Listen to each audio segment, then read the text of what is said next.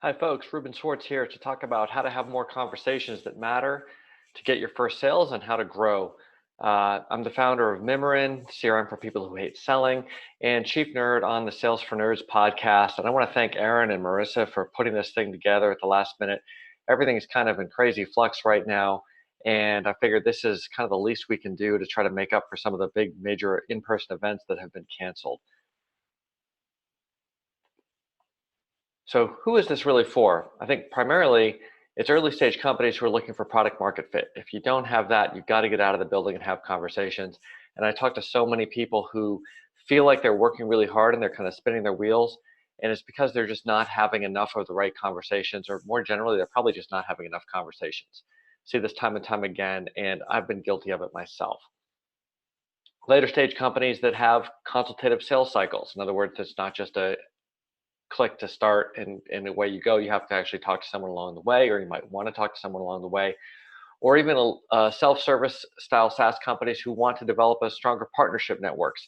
Those things aren't built off of just adding to cart or starting trial. They're built off real human conversations.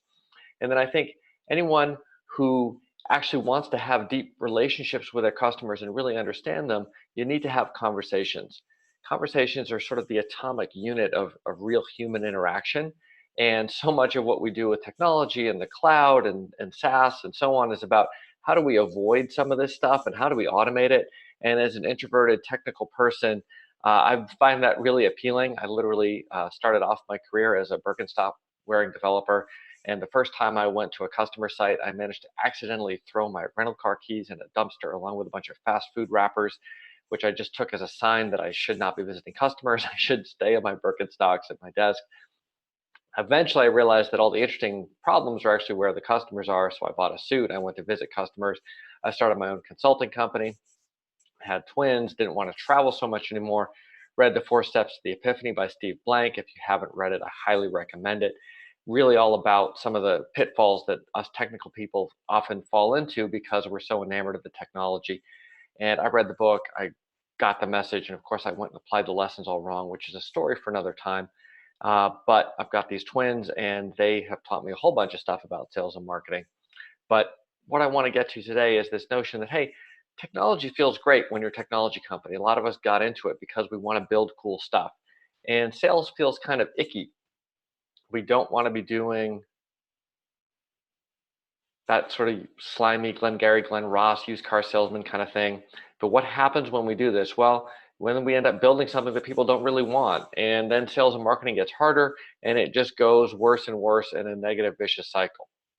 What we want to do is get to know our target market better than they know themselves, how they be able to describe their problem better than they do, learn to predict their answers, and then we can kind of really have a great sense of what we're building, who we're building it for, and why we're building it. This all sounds great in theory. I certainly thought it sounded great in theory, but I was scared. So how do we have conversations without being scared? And I think the first thing is understanding what we're trying to do. Don't try to sell before you're ready. Just go have a conversation like you would with a friend, with a colleague, about the problem that you're trying to solve. The goal is to learn, and people like talking about their problems if you invite them in. Sometimes you can't get them to stop. We want to get feedback. We want to learn about how they do something and maybe get some introductions to other people who would also be helpful to talk to. And we want to keep in mind the North Star. We want to fall in love with the problem, not the product. And this is what happens. This is the problem. If you get too far along the product road before you have conversations, you've already fallen in love with your product.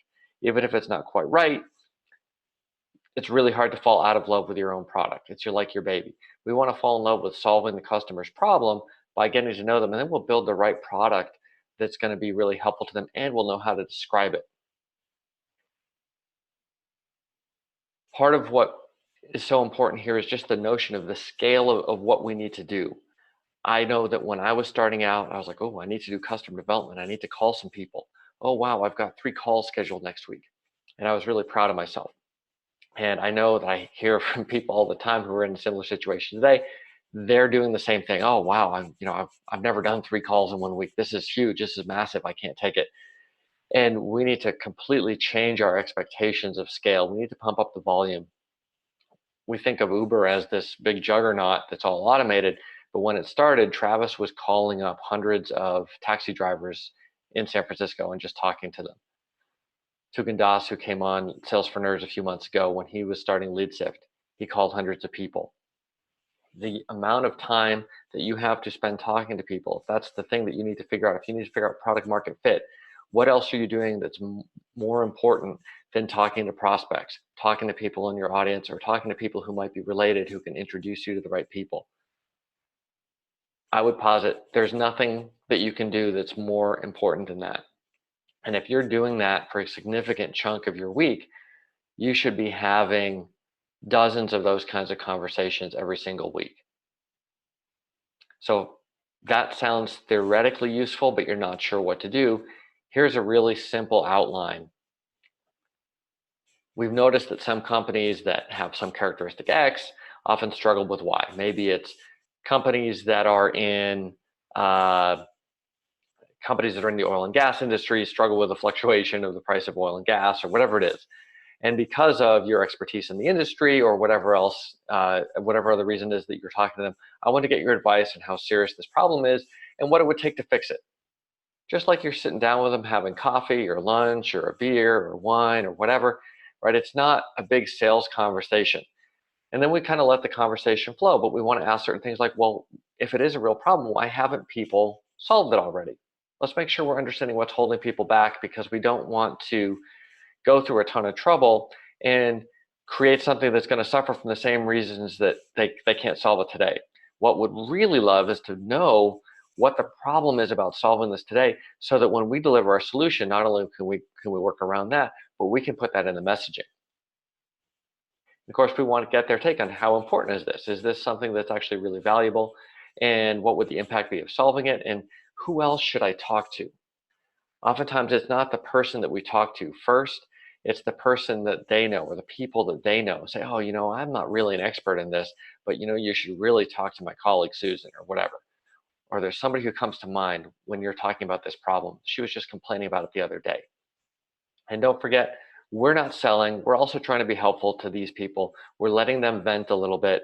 And we can also, when we hear them talk about things, if there's somebody in my network that I can connect them to, let's be helpful to them as well.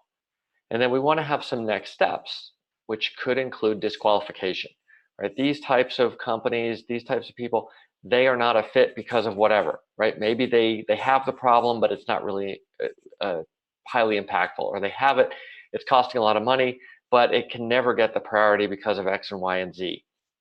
These are important things to learn, and it's really useful to push people to say, no, this isn't a good idea, especially if you're talking to friends and family, or people who know you, past colleagues, whatever. A lot of times people have a lot of trouble saying, no, I would never buy that. So like, oh, that's really cool. We want to push people to say yes or no, not necessarily to our product at the outset, but to the concept that this is an important problem worth tackling. So if there is a next step, like let's talk to somebody later, let's bring in some other people to meet, make sure you have that set up. And if it's not, if there isn't a good next step, that's fine, depending on how you know them. Just thank them for their time, maybe shoot them a thank you note. Make sure if there's someone that you need to introduce them to, that you're following through on that. So that's kind of the initial state. As you get into deeper conversations, we want to know what to do. Part of what's really important is not having this be a sales conversation when we're doing customer development. So if somebody says, hey, this actually is really cool, I want to buy this, you can pivot and say, let's set up a separate conversation or demo or whatever to talk about this actual solution. I want to focus this time on you and your problem. And then we need to take really detailed notes. And it's great if you actually have a tag team buddy system here.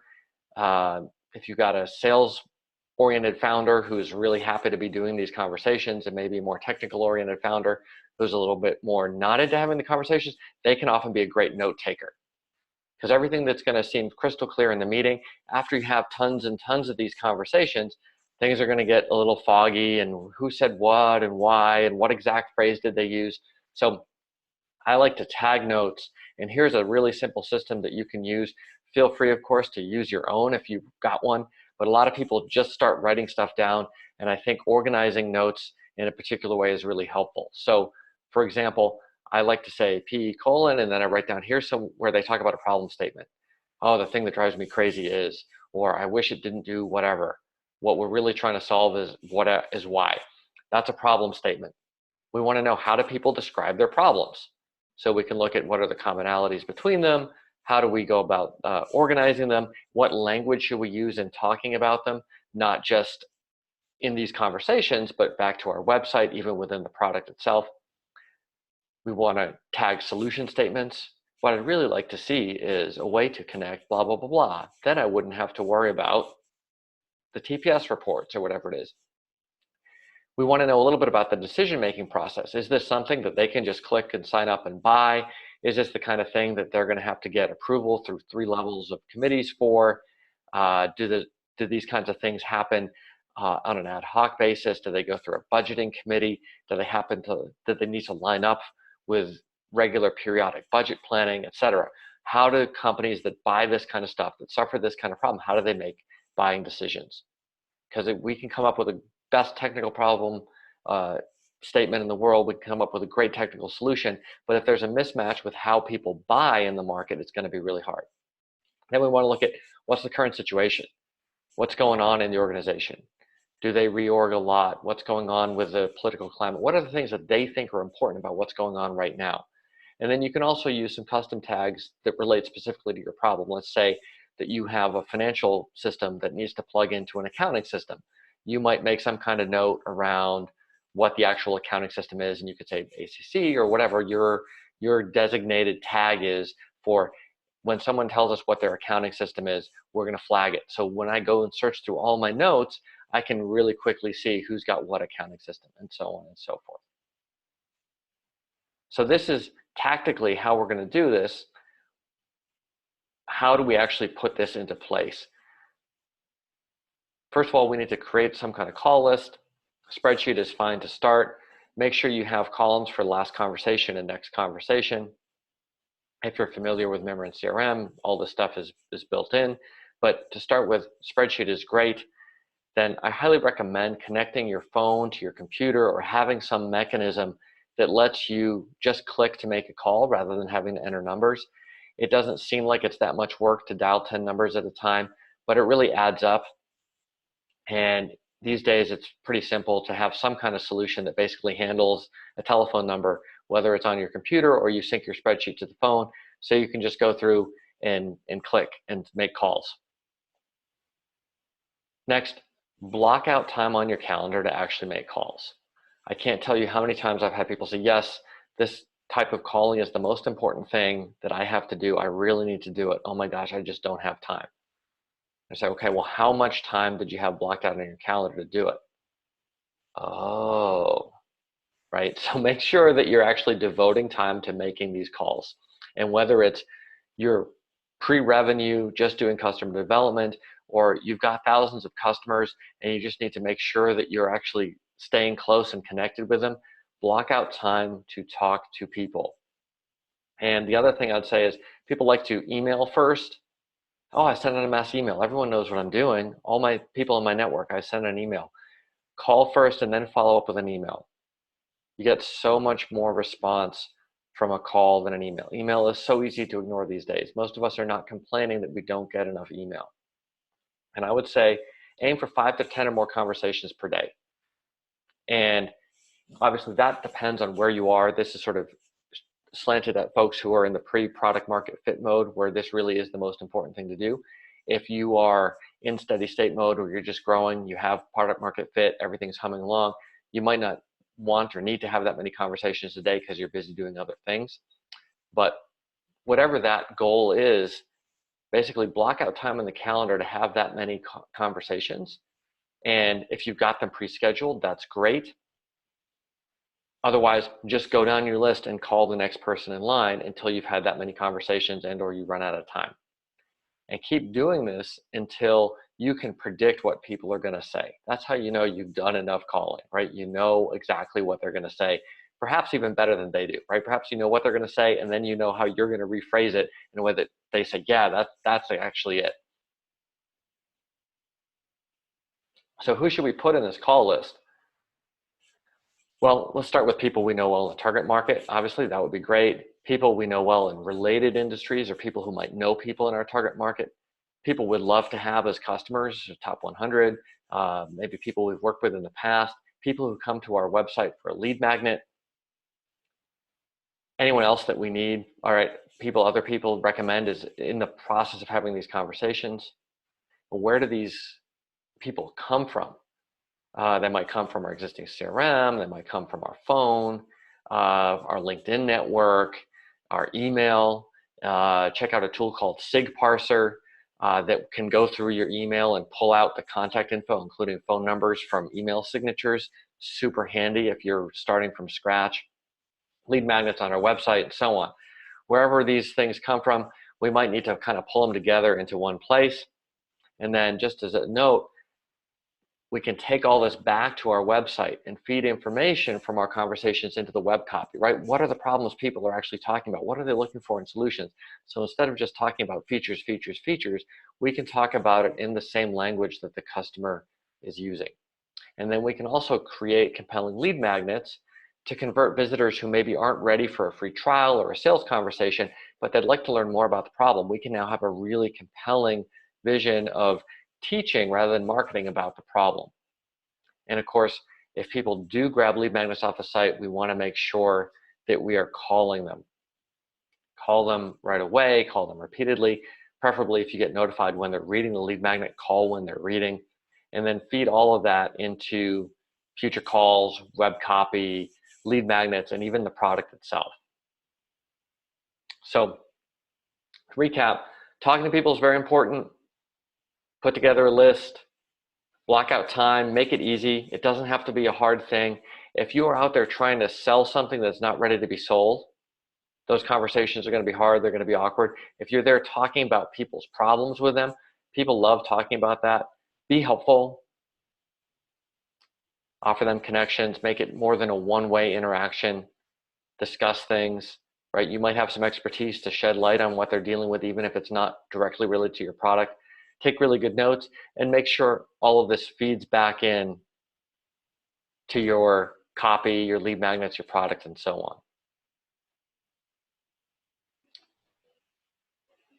Now, don't need to do this through a product, but if you want to check it out, there's some free tools at Mimiran.com. There's a positioning generator, reconnection challenge script. That's my notion of how do you go back and talk to folks that you kind of fell out of touch with that really should be a vital part of your network. A calculator that can help you figure out, well, how many people can I actually call and stay in touch with? Proposal templates, may or may not need that depending on your business. And then you can, if you want, you can import contacts and start calling.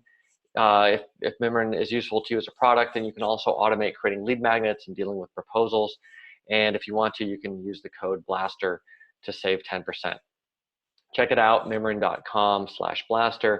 And once again, Aaron and Marissa, thanks so much for putting this together. I hope it's been helpful for people. Talk to you later.